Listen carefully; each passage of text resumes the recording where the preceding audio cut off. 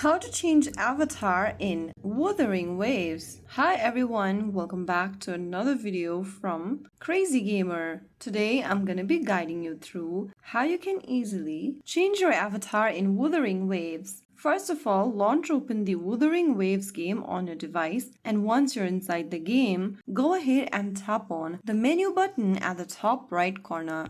This will open the terminal section where you'll need to tap on your current avatar on the top left. Now, from the Resonator Showcase option, tap the three dot right in front of your avatar and click on Change Avatar. You'll be able to see a list of avatars available, but you can also see that other avatars out there has not been unlocked yet. As you progress throughout the game, you'll also be able to unlock other avatars. Pick the one you want to change to. Right now, here is the only option for me, so I'm just going to select this one over here and tap on Confirm at the bottom right. Soon after you do that, you can get back to your showcase page and see that you have successfully changed your avatar. Now your profile looks fresh and more you whenever friends or other players see it. So that's how you change your avatar in Wuthering Waves. If you found the video helpful, don't forget to like, share, and subscribe to our channel. I will see you again in the next episode.